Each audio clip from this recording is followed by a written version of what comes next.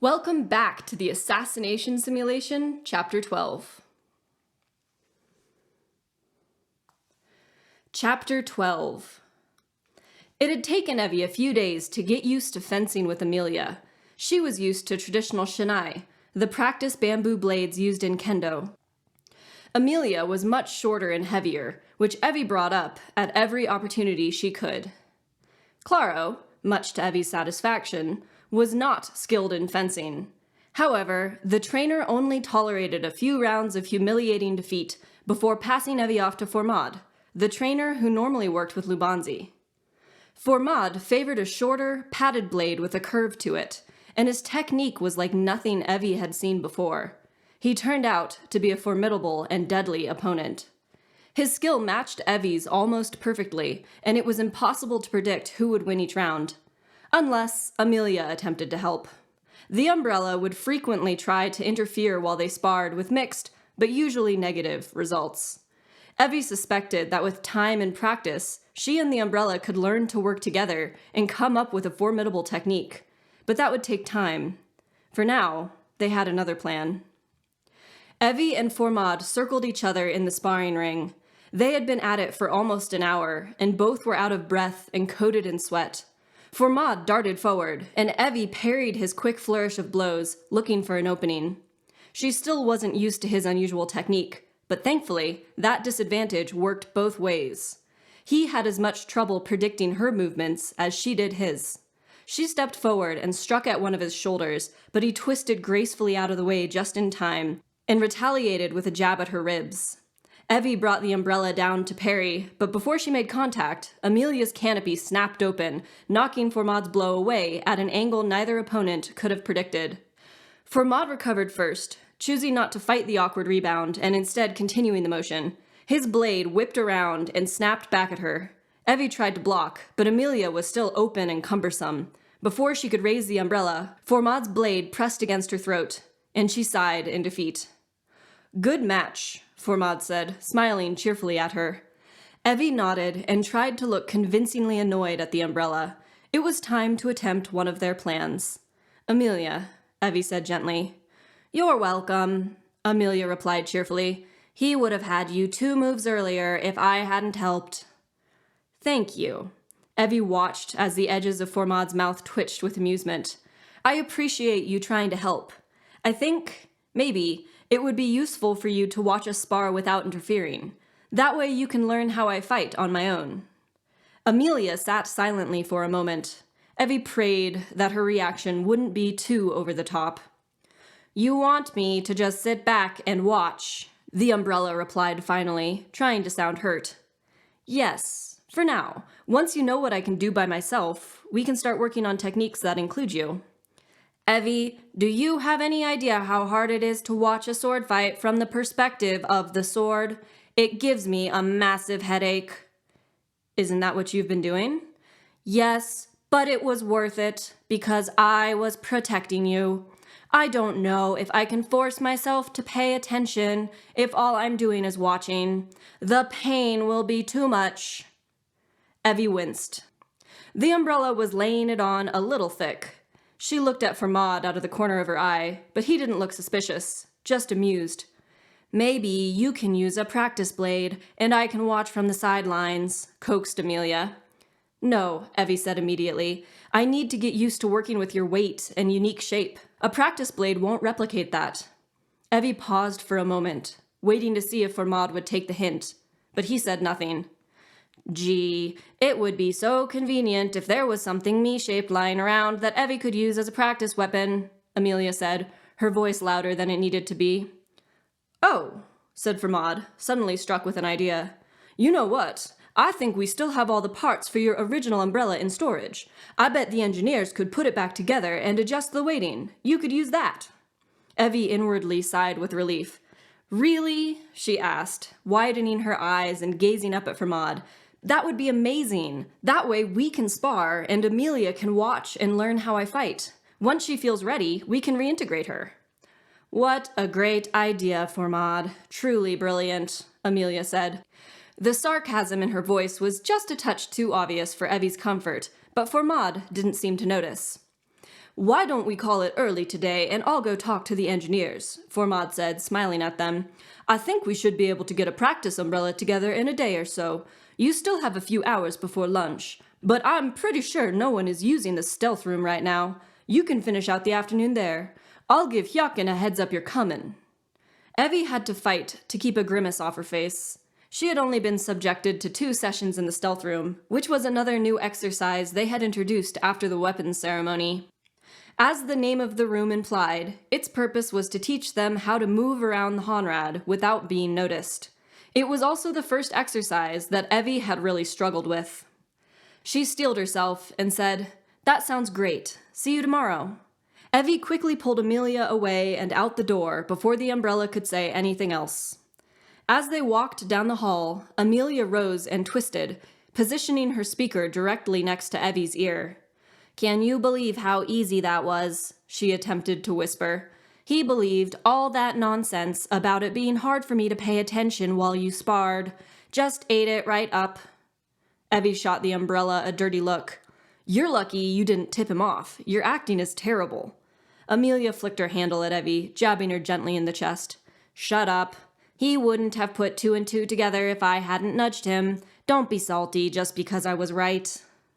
Evie rolled her eyes, but had to concede that the umbrella had been correct. Evie had been skeptical that this ploy would work, but it had, and just like that, they had access to a decoy umbrella. "I still think we could have just asked," Evie mumbled silently. "We went over this. If you had asked for it, the Scanarians might have guessed what we actually want it for. Had agrees they won't allow you to take it to Honrad if anyone remembers it exists. Since it's Formad's idea, not yours, no one will pay it a second thought." Evie knew Amelia was probably right, and having a decoy umbrella on Honrad opened up a lot of possibilities. They weren't allowed to take unusual items normally, but Hat was confident they could sneak it with them, assuming no one remembered the practice umbrella and got suspicious. They rounded a corner and entered the stealth room. It was another space that had appeared after the weapons ceremony and was manned by a soft-spoken Scanarian named Hyakun. He nodded at them as they entered and gestured for Evie to take her place at the end of the room. The medium-sized room was long and rectangular, though she had noticed it changed shape with each exercise. Inside, the lighting was low, casting the room in a perpetual twilight. The Honrad didn't see well in darkness, and Hyakun had explained that he would keep the lighting dim until the assassins got better at maneuvering around the room unseen. Different pillars and other shapes sprouted from the walls, ceiling, and floor, providing places for the assassins to hide. These also changed shape and location, and their frequency was another sign that the room was in easy mode, as Hyakun put it. At the end of the long room, barely visible through the collection of obstacles, was what they were hiding from. Growing from the floor was a white, life-size sculpture of a Honrad. Evie knew that as soon as the exercise started, the figure would come to life and begin aimlessly pacing around the room. She would then attempt to sneak by the Honrad to a designated endpoint, a small blue circle on the far wall. So far, she hadn't successfully completed the exercise. The Honrad Golem, as Hyakun referred to it, was programmed with the same sensory inputs as an average Honrad. It had a surprisingly wide field of vision and was incredibly sensitive to movement. It also had keen hearing, which had surprised Evie since the Honrad didn't have any visible ears. Her first session in the stealth room consisted mostly of exercises, led by Hyakun, teaching her where to stand and how to move so that the golem wouldn't notice her. What amount of noise would catch the creature's attention, and what types of sounds it was most sensitive to. Evie theoretically understood how to maneuver around the creature, but was having a hard time practically applying that knowledge. If the Honrad saw her, and so far it had always seen her, it would attack. Hyakun always stopped the exercise before she had a chance to fight the golem, stressing that the point of the exercise was stealth, not combat, at least for now. After each of her failed attempts, he would patiently explain what she had done wrong and work with her on how she could be more successful in the future. Evie knew this was just like any other skill, and practice would help her improve, but that didn't make the experience less frustrating. Hyakin greeted Evie and gestured her into the room without preamble. "What are we doing?" hissed Amelia painfully into Evie's ear as Evie searched for a good starting position. It was the first time she had brought Amelia with her to this exercise, and she quickly explained it to the umbrella. "See the blue target on the far wall? We are trying to reach it without alerting the golem." "Why don't you just kill it?" "I'm not supposed to fight it. Just sneak by." "How dull. Fine. Let's race." Before Evie could object, the umbrella yanked herself out of Evie's hand and floated away towards the ceiling. Evie turned to call after her, but froze as she glimpsed movement at the end of the room. Swearing, she pressed her back into the nearest pillar. As quietly as she could manage, she edged around until the pillar stood between her and the Honrad, listening intently to the creature's movements. Evie found this exercise an unusual combination of extremely stressful and mind-numbingly boring. She was constantly on edge, trying to pinpoint the golem's location and predict its movements, but that meant that she mostly stood completely motionless, occasionally slipping from one location to another. Each time she got a window to slip by the creature, she would either hesitate for slightly too long, missing her opportunity, or it would somehow sense her presence and turn in her direction, forcing her to retreat backwards into the shadows. After what felt like an obnoxiously long time, she had had enough. Her arms and legs were shaking from their state of constant tension, and her mind was going numb. She peeked around a corner to see the Honrad about 20 feet away, facing away from her. On the wall behind it, about the same distance away from Evie, was the endpoint. She went for it, darting across the space as quickly and silently as she could. The Honrad swung around before she had even crossed half the distance, locked its milky eyes on her, and charged. She stopped, throwing her head back in frustration at her failure and turning towards the creature rushing towards her. She expected the Honrad to freeze before it reached her, and therefore was completely unprepared when it barreled into her. It knocked her backwards and off her feet, pinning her to the ground with unsettling, wiry strength. She finally reacted, starting a form that would throw the creature off her, but before she could, it leaned down and viciously clamped its jaws around her shoulder. She screamed, thrashing wildly and trying to prevent its tombstone-like teeth from grating their way further into her flesh. All the self-defense training she had ever learned fled from her, leaving only terror and pain. Then the terror ignited into white-hot anger. She reached up with her other arm and plunged her fingers into the golem's eye. A small, dormant part of her brain felt surprised when they sank in, easily penetrating through the artificial eye. Now it was the golem's turn to scream. It jerked back, and its jaws loosened a little on her shoulder. She dug her fingers in deeper, hooking them under the creature's eye socket and jerking it backwards and away from her. Its teeth finally ripped free, taking a sizable chunk of skin and muscle with them. She kicked its legs out from under it, toppling it onto its side, and extracted her fingers so she could jump to her feet and stomp down on the creature's neck. The first blow didn't kill it. It writhed and screeched like an animal beneath her, but she struck it again and again, willing it to fall still. Suddenly, it froze. She looked around and saw Amelia, handle pressed to the blue target. "Interesting strategy," Hyakun said, emerging from behind them, "using yourself as a distraction so that your weapon could get by." It took a moment for Evie to come back to reality. Panting and wiping the sweat out of her eyes, she looked in confusion between the trainer and the umbrella before remembering where she was, what they were doing. As the rage and adrenaline faded, she felt pain throb through her shoulder. "Why didn't you stop it?" she asked, wincing as she raised a hand to her injury before pulling it away just as quickly. She couldn't bring herself to look down at her ruined shoulder, but out of the corner of her eye, she could see that the uniform covering her torso and upper arm was saturated in blood. "Because only one of you had been spotted," Hyakun replied calmly, "and your weapon was in an excellent position to complete the exercise, though it took its time about it." "I wanted to see if you could beat the thing," Amelia chimed in cheerfully. Evie took a few moments to calm her breathing. She was light-headed from blood loss and couldn't decide whether she wanted to scream or start laughing. Strategy aside, we need to work on some things, Evie. You still don't have any idea how to move without catching the Honrad's attention. You can't rely on your weapon for everything. Amelia floated over to Evie. I must be malfunctioning. Did I just hear that overgrown lizard make a sensible observation? Evie couldn't summon the energy to respond. The throbbing in her shoulder was becoming harder to ignore, and the edges of her vision were starting to blur. Go to the med bay and get yourself cleaned up. When you get back, we'll go over a few exercises, then try that again, this time by yourself, Hyakun finished. Evie nodded and stumbled towards the door. She exited into the hallway and had to lean against the wall to prevent herself from falling. As she dragged herself forward, she smeared a red trail in her wake. Then she felt Amelia's handle gently hook her under her good arm and pull her into the air.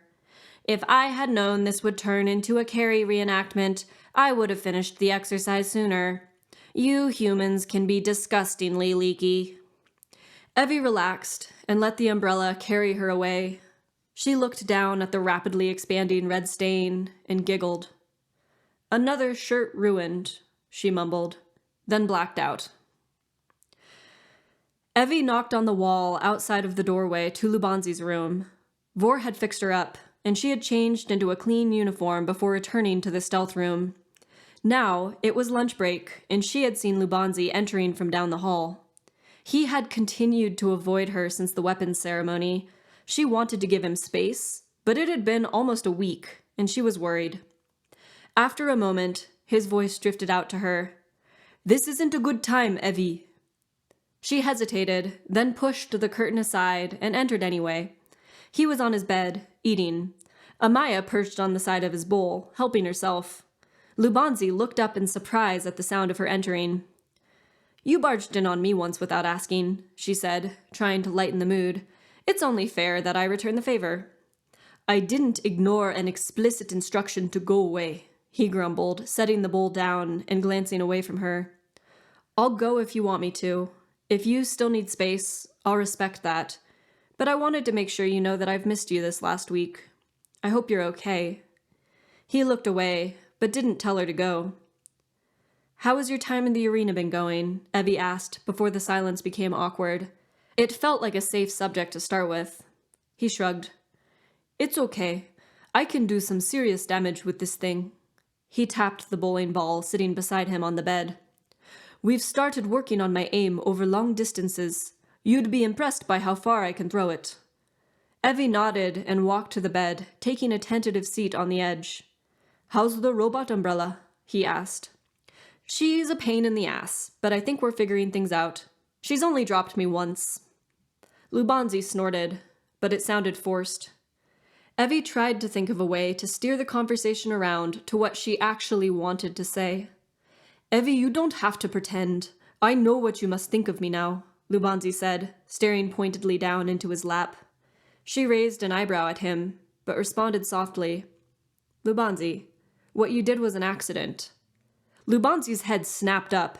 His eyes were full of pain, and to her surprise, anger. So you would excuse a drunk driver, or someone who pled intoxication after taking advantage of another person. Don't downplay what I did, Evie. Evie hesitated, unsure what he wanted to hear from her. He had a point, but for better or worse, it didn't really matter now. She weighed her words carefully. You're right. What you did was horrible. Your careless actions resulted in the death of your friend. Her voice was colder than she had meant it to be, and he flinched away as if she had struck him. Back on Earth, I don't know what I would have thought, but we're not on Earth. Dwelling on the things we did to get here won't change our situation. For now, let's worry about surviving. Lubanzi shut his eyes and clenched his hands into fists. Look, Evie said after he didn't respond for a minute. As far as I'm concerned, we don't need to discuss this again. His name was Jabari. Lubanzi interrupted, taking a deep breath. We were best friends for almost a decade. He had just turned 18, which is the legal drinking age in South Africa. He started bringing booze when we would hang out with our friends. It was so much fun, testing our limits, egging each other on. He stopped, momentarily overwhelmed. We did the same thing when I was your age, Evie said quietly, remembering the first time that Mildred had snuck a bottle of blue raspberry vodka home after school. They had stayed up till dawn, wandering around the suburbs, dancing in sprinklers, and being a general nuisance to everyone except each other.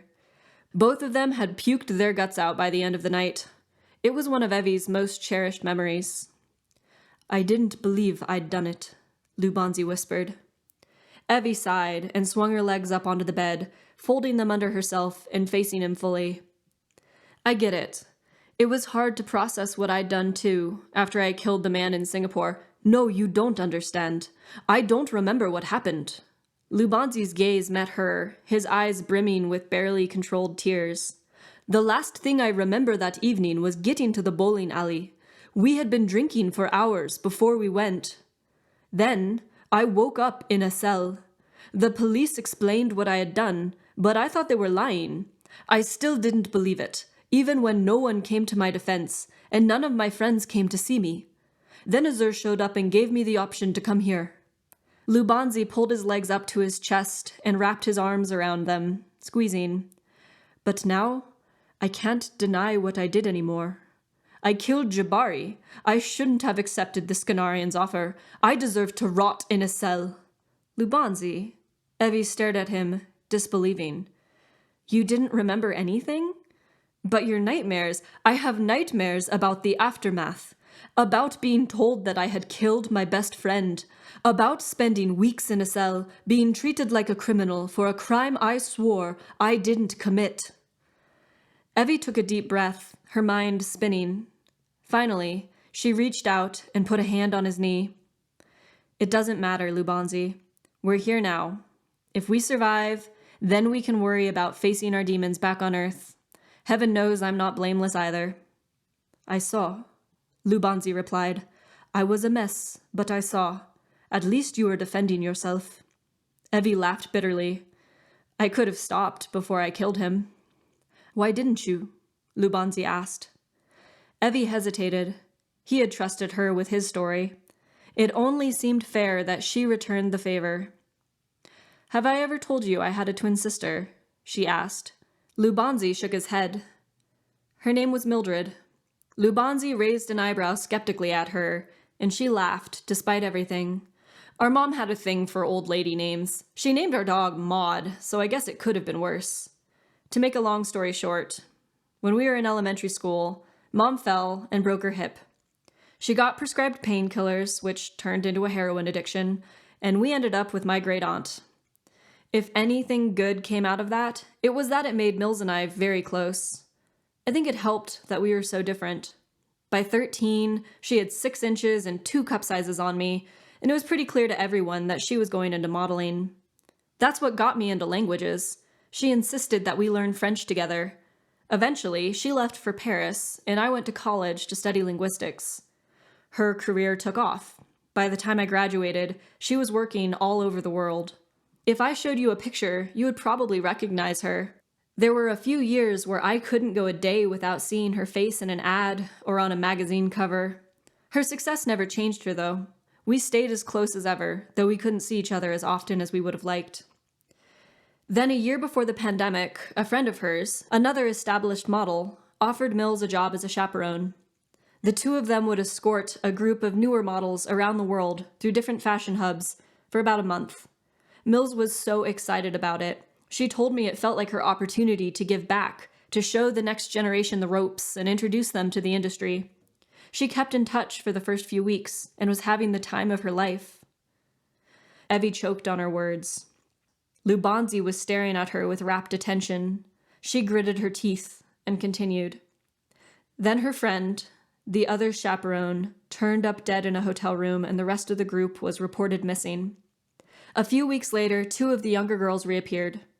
They had escaped from a well-known human trafficking ring. Despite the information they provided, none of the others were ever found. It's been 3 years now. Mills is probably dead. Sometimes, for her sake, I hope she is.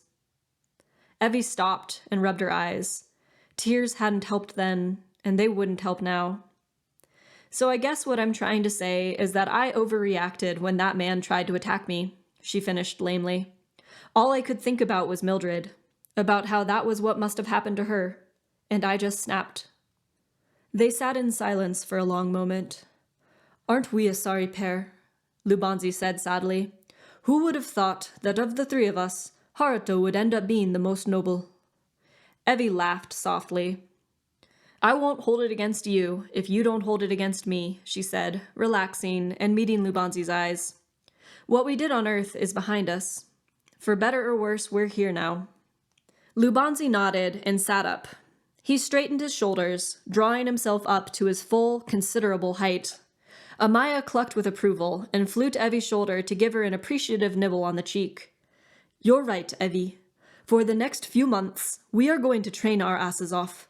Then when we get to Honrad, we are going to put on a show that no one will ever forget.